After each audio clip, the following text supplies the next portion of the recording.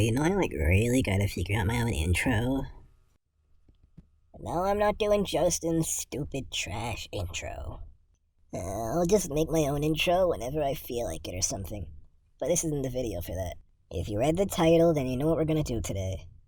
We're gonna be reacting to random Tulpa horror stories that Justin picked out for us. Yay. But knowing Justin, these videos probably won't be that scary at all.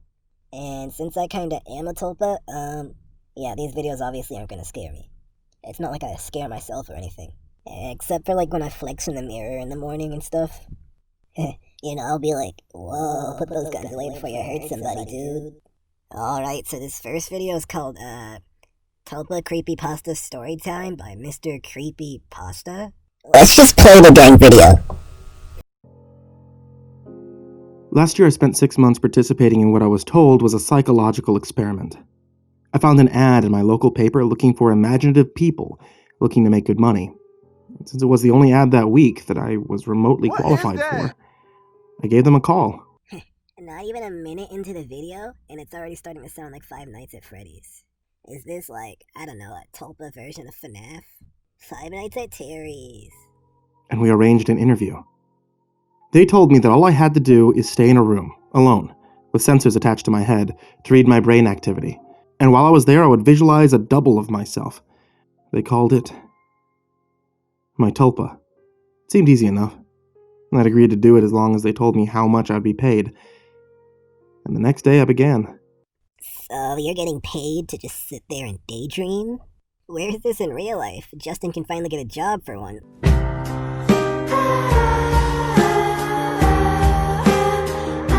They brought me to a simple room and gave me a bed, and then attached sensors to my head and hooked them to a little black box on a table beside me. They talked me through the process of visualizing my double again, and explained that if I got bored or restless, instead of moving around, I would visualize my double moving around, or try to interact with him, and so on. The idea was to keep him with me the entire time I was in the room. I had trouble with it for the first few days. It was more controlled by any sort of daydreaming I'd done before. I'd imagine my double for a few minutes, and grow distracted. But by the fourth day, I could manage to keep him present for the entire 6 hours. They told me I was doing very well. The second week, they gave me a different room, with wall-mounted speakers.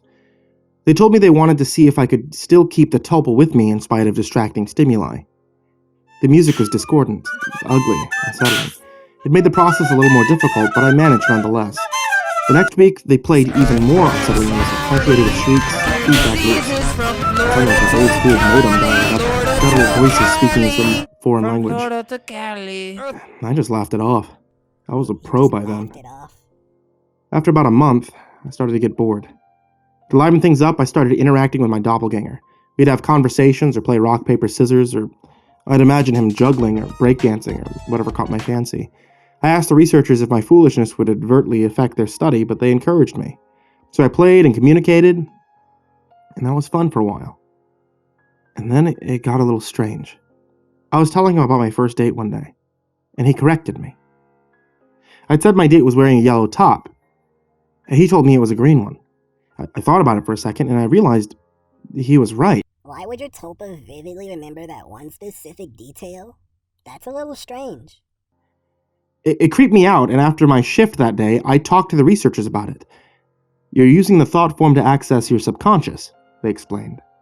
You know on some level that you were wrong, and you subconsciously corrected yourself. Now, what had been creepy was suddenly cool. I was talking to my subconscious. It took some practice, but I found that I could question my Tulpa and access all sorts of memories. I could make it quote whole pages of books that I'd read once, years before, or things I was taught and immediately forgot in high school. It was awesome. That's a little inaccurate, but okay. And that was around the time I started calling up my double outside of the research center. Not often at first, but I was so used to imagining him by now that it almost seemed odd not to see him. So whenever I was bored, I'd visualize my double. Eventually, I started doing it all the time. It was amusing to take him along like an invisible friend. I imagined him when I was hanging out with friends or visiting my mom. I even brought him along on a date once. I didn't need to speak aloud to him, so I was able to carry out conversations with him, and no one was the wiser. I know that sounds strange, but it was fun. Accurate. Not only was he a walking repository of everything I knew and everything I'd forgotten, he'd also seem more in touch with me than I did at times. He had an uncanny grasp of the minutiae of body language that I didn't even realize I was picking up on. For example, I thought the date I brought him along on was going badly, but he pointed out how she was laughing a little too hard at my jokes and leaning toward me as I spoke, and a bunch of other subtle clues I wasn't consciously picking up on. I listened, and well, let's say that the date went very well. Now, by that time, I'd been at the research center for 4 months, and he was with me constantly. The researchers approached me one day after my shift and asked me if I stopped visualizing him. I denied it, and they seemed pleased. I silently asked my double if he knew what prompted that, but he just shrugged it off. And so did I. I withdrew a little from the world at that point. I was having trouble relating to people. It seemed to me that they were so confused and unsure of themselves, while I had a manifestation of myself to confer with. It made socializing awkward. Nobody else seemed aware of the reasons behind their actions. Why some things made them mad, other things made them laugh. They didn't know what moved them, but I did. Or at least, I could ask myself and get an answer. A friend confronted me one day, pounded at the door until I answered it. Came in, fuming, swearing up a storm. You haven't answered when I called you. What the hell's your problem? I was about to apologize to him and probably would have offered to hit the bars with him that night. My Tulpa grew furious suddenly. Hit him, it said.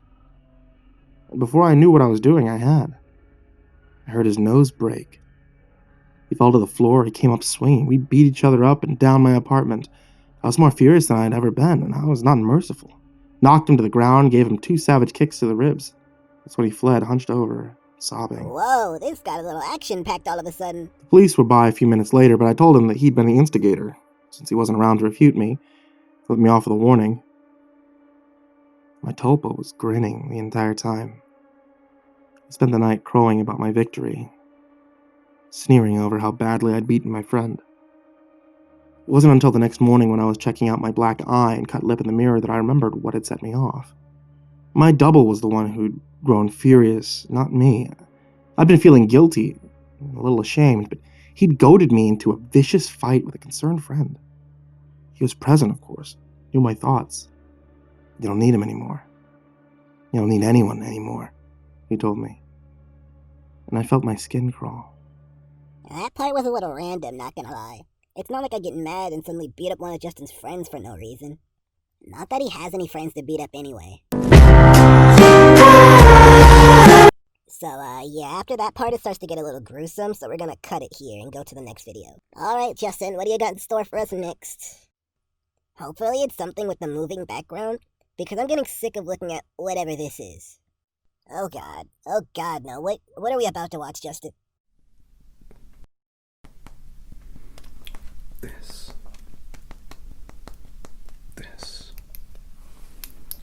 is you. This dodecahedron of steel, textured and strong. This is you. You are a tulpa. A tulpa. Can I just take a moment to scream into my microphone as loud as I can? If you don't want to hear it, just cover your ears or something. Okay, I'm back now, guys. Now, you don't necessarily need to know what you are or why you are. Just know that you will be, and a tulpa can create another tulpa too. So once we've made you from this dodecahedron of steel, textured and strong, perhaps you will be able to make your own tulpa too. Now, to make you a reality, I need to craft you.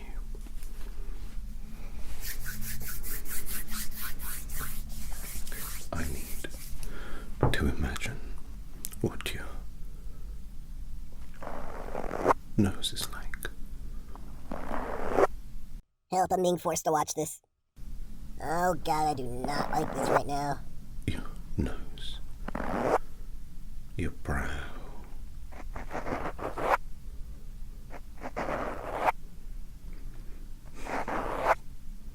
Your forehead.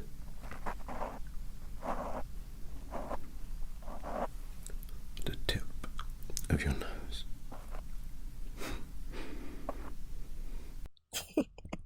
What am I watching right now? Your cheeks. No, not your the lip. cheeks. And on your right. Your lips. I am so uncomfortable right now, it's not even funny. Top lip. And bottom lip. Your jaw. From right to left. I just made the mistake of wearing high quality headphones for this. Left. And right. We need to make all of these elements so that you can be real, so that you can be a Tulpa. Just to let you guys know, this is 100% accurate to the Tulpa creation process. Relax. No, it's Let's not. I was spend just time joking. together. God, if I had to be created like this, I would scream. So, This is the only thing in the world that scares me. Yeah, these videos obviously aren't gonna scare you. dodecahedron of steel, textured and strong, will become. And then the first thing that we must build. Alright, I gotta stop. Justin, you win this round. Also, guys, you have to subscribe. I didn't go through all this pain and misery just to watch you walk away from here without subscribing. You sure you can handle it? Dude, it's in black and white. Come on. Alright.